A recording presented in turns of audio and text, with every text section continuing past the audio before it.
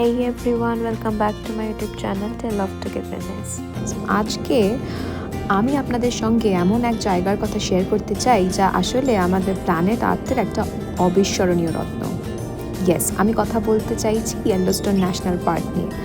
যদি আপনি প্রাকৃতিক সৌন্দর্য, অ্যাডভেঞ্চার এবং বন্যপ্রাণী দেখতে পছন্দ করেন তাহলে এই জায়গাটা আপনার জন্য পারফেক্ট। তাহলে চলুন শুরু করা যাক।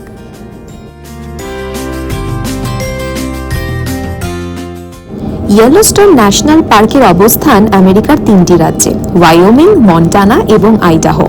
এই পার্কটি কিন্তু পৃথিবীর প্রথম ন্যাশনাল পার্ক যেটা প্রতিষ্ঠিত হয় 1872। এখানকার সব থেকে পরিচিত ফিচার হচ্ছে গিজার আর হট স্প্রিং।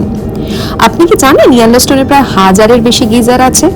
তবে এই পার্কে ঘুরতে ঘুরতে যেটা সব থেকে মজার লাগলো, প্রত্যেকটা স্পট আমরা ঘুরছি আর এক এক রকম ওয়েদার ফিল করছি। কখনো তুষার ঝড়, আবার কখনো খটখটে গরম। এইখানে গিজারগুলোর মধ্যে ওল্ড ফেথফুল আর গ্র্যান্ড প্রিজম্যাটিক স্প্রিং কিন্তু বেশ ফেমাস। আমরা সেই জায়গাগুলো দেখাবো, তবে তার আগে আপনারা দেখতে থাকুন এখানকার সৌন্দর্যের কিছু নিদর্শন।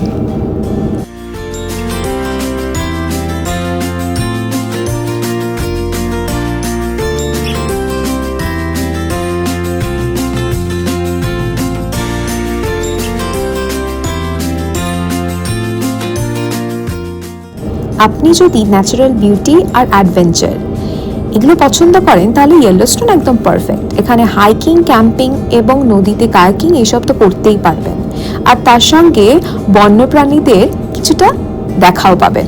ভাবুন তো ব্যাপারটা কতটা স্পেশাল।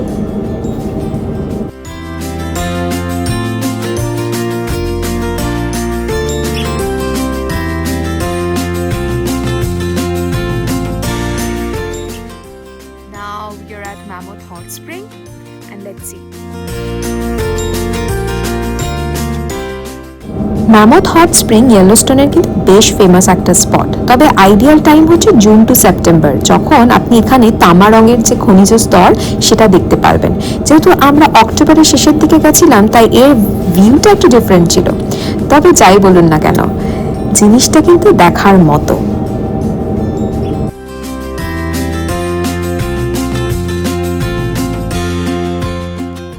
মনে আছে আপনাদের বলেছিলাম এই ন্যাশনাল পার্কে আপনি কিন্তু অনেক প্রাণীর সঙ্গে দেখা করতে পারেন। আমরা তো বাইসন দেখেছিলাম, কিন্তু গ্রিজলি বিয়ারও এই জঙ্গলে কিন্তু বেশ ভালো সংখ্যাতেই রয়েছে। যদিও অনেকক্ষণ বসে অপেক্ষা করেছিলাম কিন্তু তাদের দেখা মেলেনি।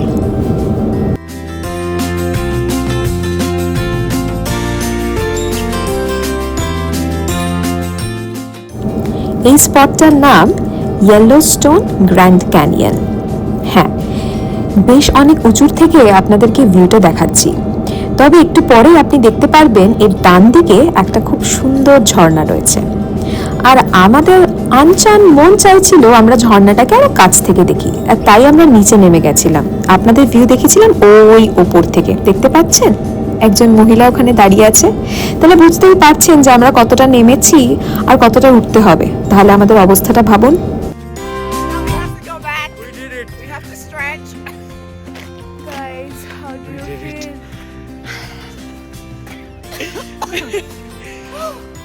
You're so dead now.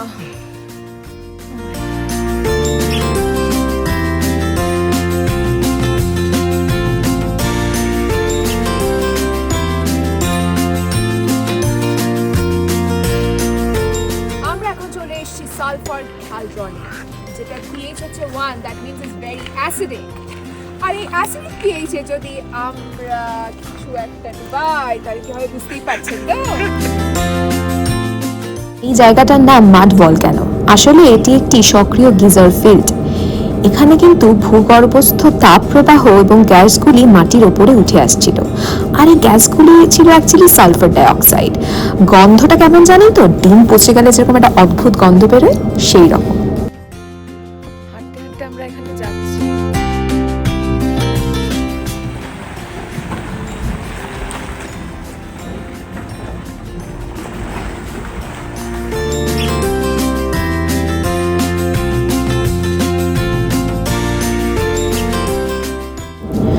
আজ হচ্ছে আমাদের ন্যাশনাল পার্ক ঘোরার দ্বিতীয় দিন। হ্যাঁ, ইয়েলোস্টোন ন্যাশনাল পার্ক ঘুরতে কিন্তু প্রায় 7 দিন মতো সময় লাগবে যদি আপনি পুরোটা সবকটা স্পট কভার করতে চান, কিন্তু আমাদের হাতে তো সময় খুব কম ছিল, তাই আমরা জাস্ট কিছু ফেমাস স্পটই কভার করেছিলাম, আর তার মধ্যে এটি একটা।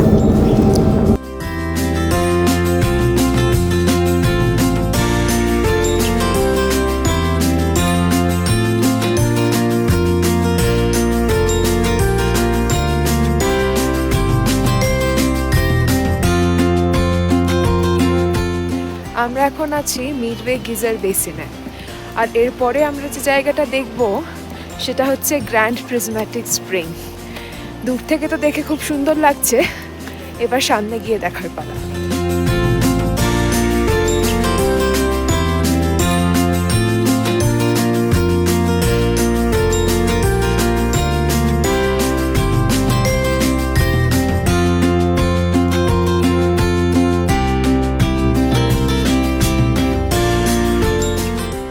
দি গ্র্যান্ড প্রিজম্যাটিক স্প্রিং ইয়েলোস্টোনের একটা আইকনিক স্পট।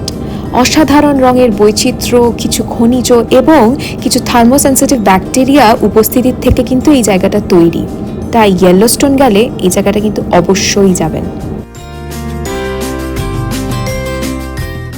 এই মুহূর্তে আমাদের পিছনে আপনি যেই ভিউটা দেখলেন বা এখন যেটা দেখছেন, এই জায়গাটার নাম হচ্ছে ওল্ড ফেথফুল গ্রিজার।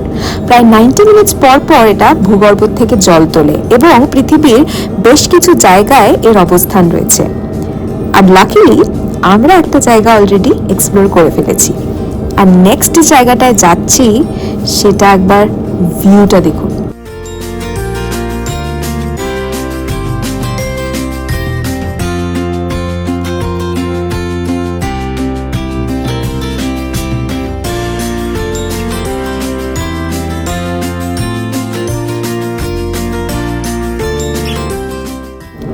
কেমন লাগলো আপনাদের ভিডিওটা? কমেন্ট করে কিন্তু অবশ্যই জানাবেন।